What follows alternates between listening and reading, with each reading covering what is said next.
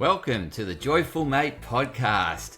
Join your joyful journey mentor, Anthony Harcher, as we explore the path to inner joy and fulfillment.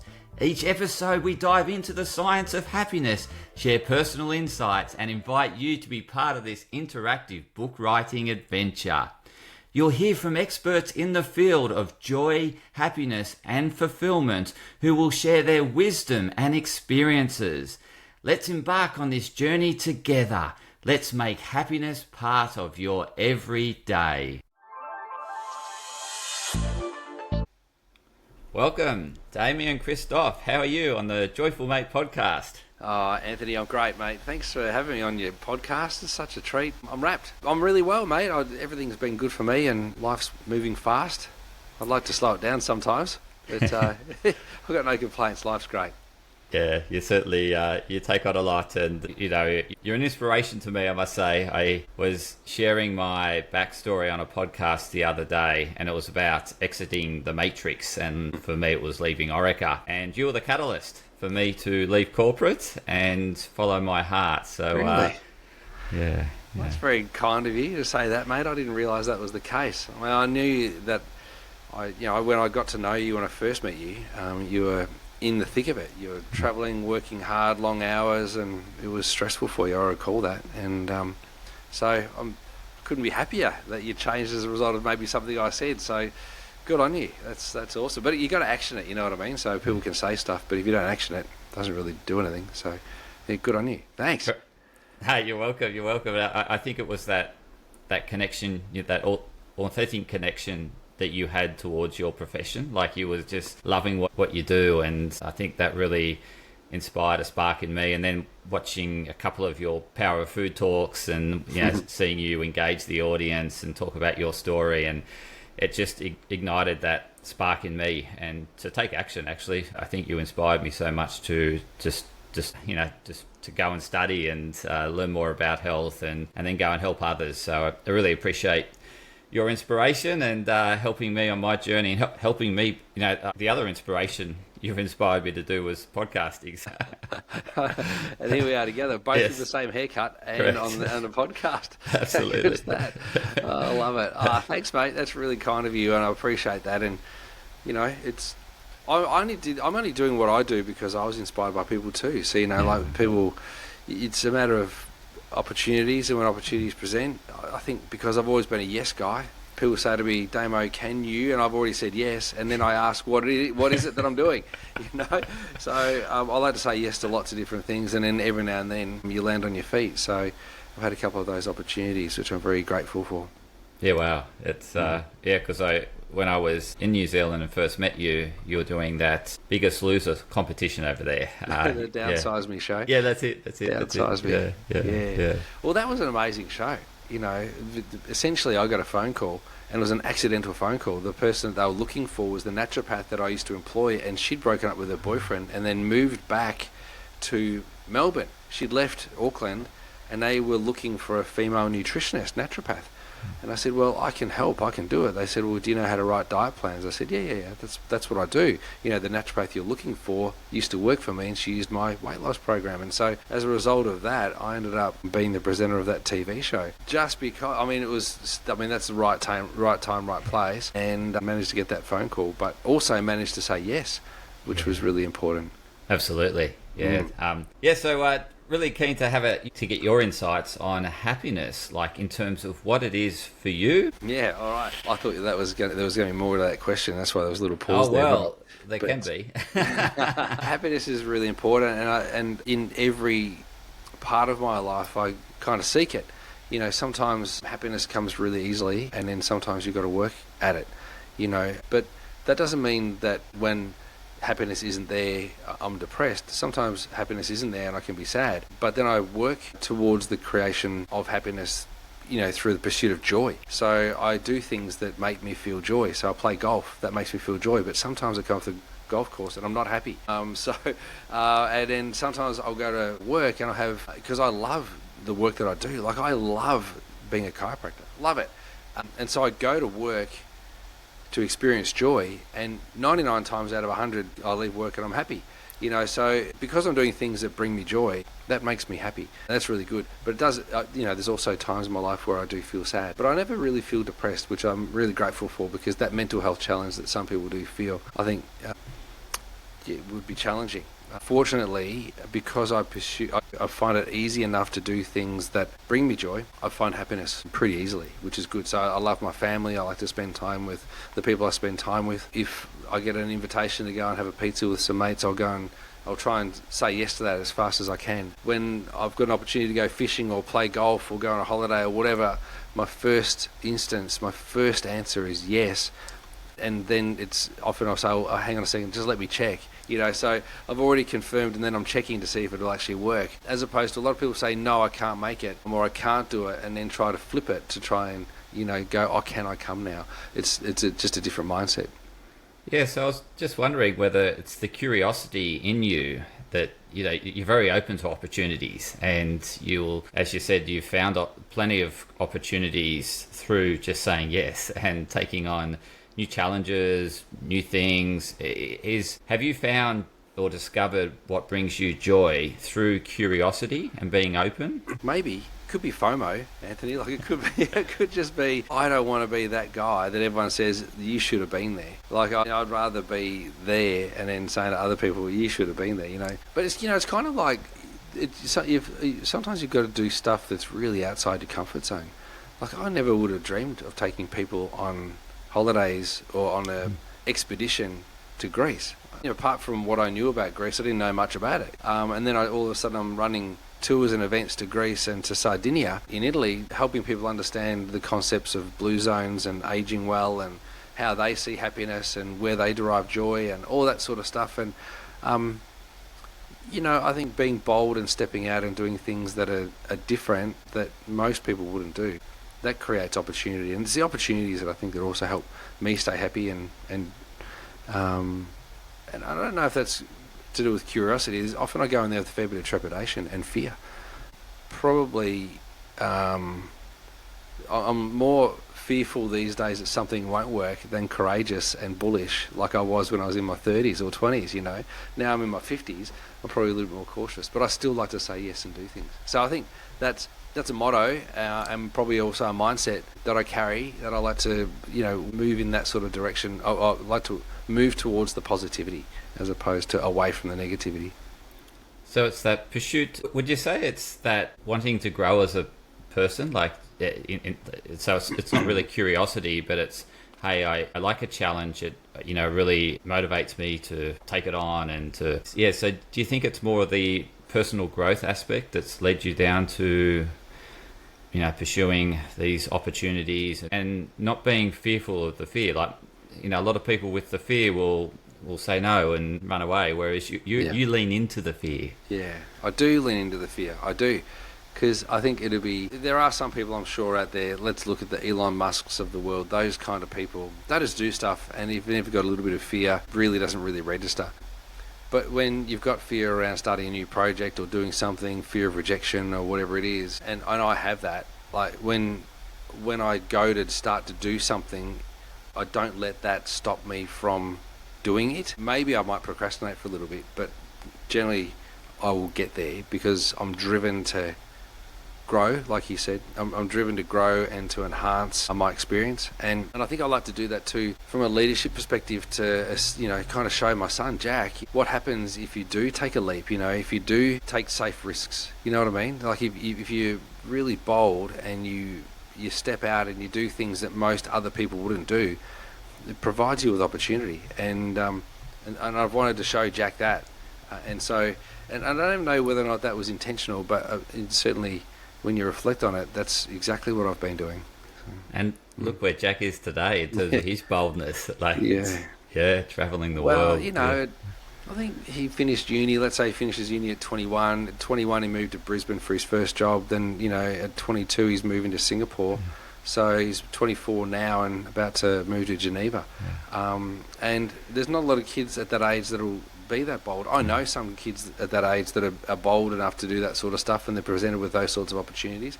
Not everyone's given those opportunities either. So if you've got those opportunities, I think it behooves you to make the most of that, you know, to really grab it and go for it, because if you pass up those opportunities, they may never come your way again.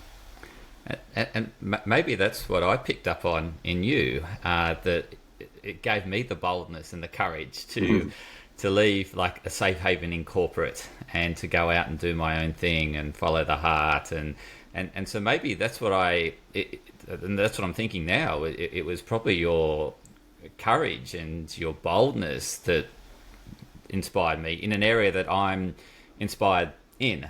So that's what I'm thinking now. That's amazing. Do you reckon you're happier as a result of that? Oh, a million times. Like totally fulfilled. As you said, you go to work and you look forward to going to work, and 99 times out of 100, you come home from work and you feel great, fulfilled and joyful and happy. And that's the same with me. I can't wait for the morning to begin. Like I just can't wait for a new day.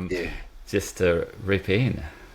That's just the best, mate. I love that. That's a good little story, and it's good to know, because I think when sometimes people make decisions and there's a little bit of regret, a bit of remorse, a bit of buyer's remorse. But it's nice to hear that you're moving in the right direction. Yeah, I think it was your total alignment to what you're doing, and I think it's that boldness is really what stood out to me based on what you shared. And so, how do you because it's a real interesting point around so you growing, chasing. Well, you don't chase it. It's sort of, you just say yes to things, right? They come to you and you make the bold, courageous decision.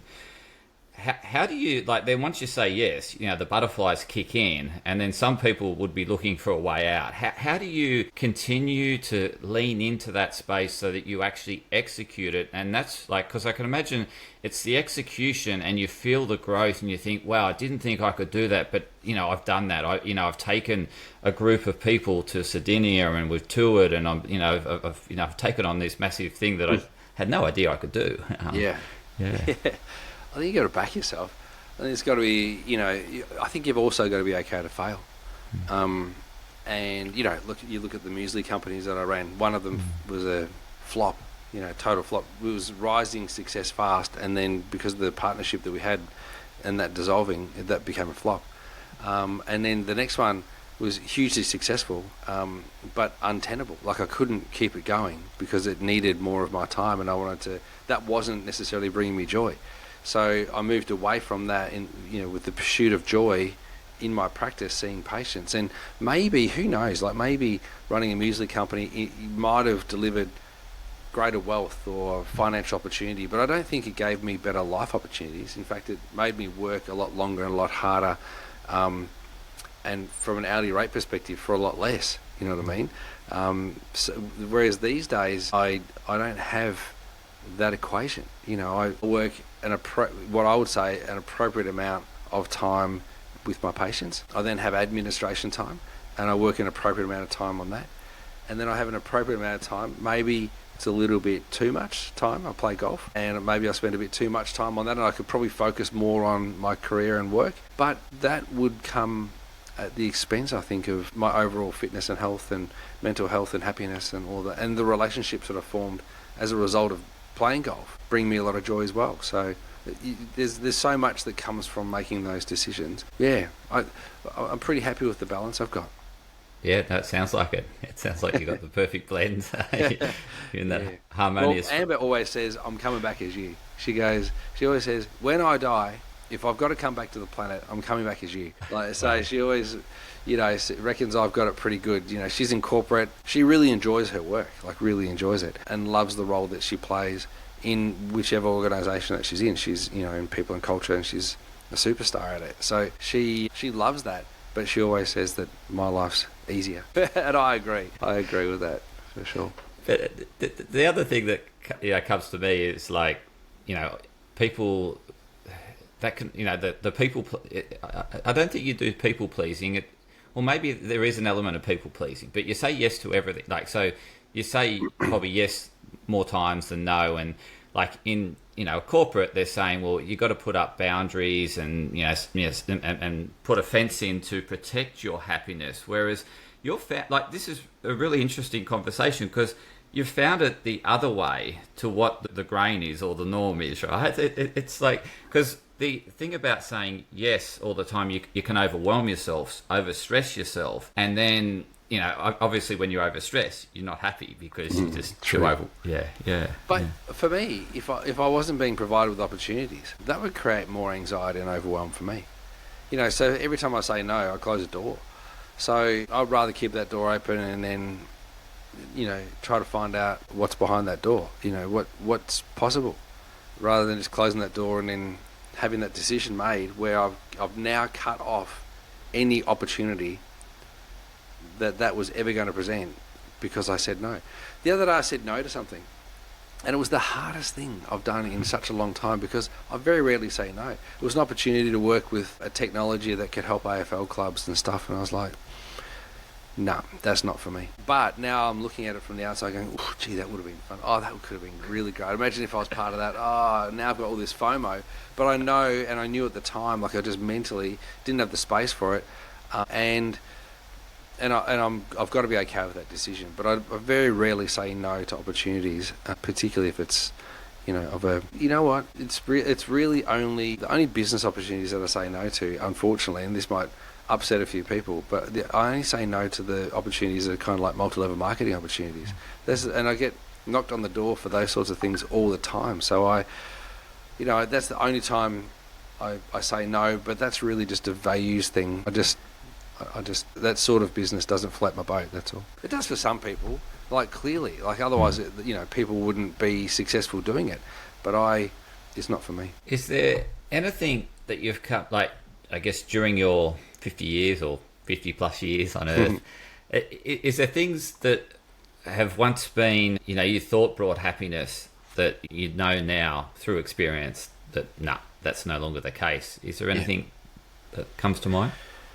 Yeah, alcohol. Like, it's the funniest thing. Like, I enjoy a drink with my mates and family and that sort of stuff, but getting annihilated, it used to be so much fun. But then I look at it, and then in the wash-up, you've made terrible mistakes, or you've said stupid things, or you've done dumb things, and then that steals happiness. I reckon that. And then the other thing is poor discipline around finance, so spending more than you earn. I think that those sorts of things that people would talk about openly, if you don't save, then you'll find yourself, not struggling, but you'll find yourself less comfortable as a result of not saving. If you drink alcohol, there's not a lot of benefit that comes from overconsumption. Very little benefit that comes from overconsumption. There is benefit derived from a little bit, but there's no benefit from overconsumption. So they're probably the two things: spending too much and drinking alcohol. They'll be the things that I would say, that I've learnt to probably be careful of. And through your studies of the Blue Zone people, the ones that live, the centenarians, what have you found in terms of what brings them joy, happiness? Like, what have you learned through this study? That's a great question. In Icaria and Sardinia, which are the two European blue zones, what's very easy to identify is their sense of purpose and their community engagement as probably the two key things that bring happiness and joy. So they're not very materialistic. They're not putting centimetre televisions on the wall. They're not driving electric cars and getting the best house in the best neighbourhood. That's not their pursuit. Their pursuit is that of happiness and contentment, and there's the satisfaction with their life. So if they're able to put some dolmades and some goat and a little bit of salad on the table, and they're in Greece, then they're really happy. If they've got their family and friends around. If they're in Sardinia and they're getting a little bit of cavolo and maybe a little bit of salad and maybe possibly some fish that they've been able to get access to with some wine, they're really happy, as long as they've got their friends and family around. So I think when you look at that lifestyle, if you're seeking secrets to attaining happiness through the pursuit of joy, you'd look to the centenarians in the blue zones in Europe to see how simple it is. They're not sitting at home in a rocking chair suffering from loneliness. They're definitely not doing that. And in fact, they identify that if you're lonely, you're actually really close to your end of days. Loneliness is a really difficult thing to have to deal with, and they probably are the most successful cultures in avoiding loneliness by maintaining engagement in the community, and their family's always around. So I think they do it really well. Yeah, wow. And you look at today's world where we're supposedly super connected, through technology and social media. Mm-hmm. But yet the young people report more isolation and loneliness than historically ever before. Like it's on the rise. It's yeah, it's amazing, isn't it? But again, that's a lot of immediate gratification too. People are looking for someone else to pump up their tires, someone else to feed back to them that they're doing a good job, and the continual reinforcement and the likes. They look for the love heart, emoji, or the thumbs up emojis. Like, they're looking for that sort of stuff in their life, external validation, and that's most probably because they haven't set sail in the right direction and their rudder's slightly off.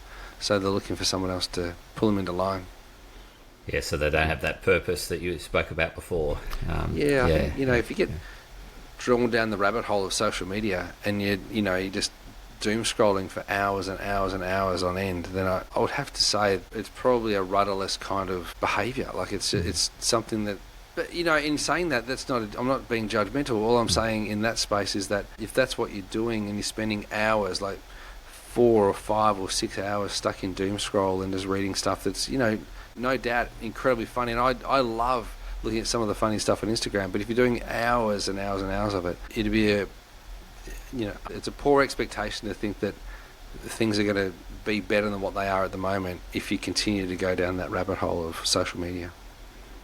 Very true, and I just wanted to thank you for your amazing insights. You've actually opened up some new pathways for me to go down, because I was sort of coming to a bit of a conclusion around that people pleasing or saying yes all the time that doesn't bring fulfillment. But I've now spoken to someone where they say that's it, but that's where they discovered their joy. So. It does. Like, I'll be checking and adjusting somebody. They come into my practice. Start with their lumbar spine, move through the thoracic spine, finish off with their neck, and at the end of it they say, would you mind checking my ankles and my feet? And I'm like, absolutely, let me get down there, and off I go, and I'm down there. Or would you mind looking at my elbows and my wrists and my fingers? Like, absolutely, I'm down there. Like, I'm not going to say no. Somebody's requested that I can help them feel better. Bang, I'm immediately going to go and help them to feel better. So, it's, I think that's a great thing to be able to do, to be a people pleaser. It's not a bad thing. The alternative is to piss a lot of people off. That doesn't make you feel good.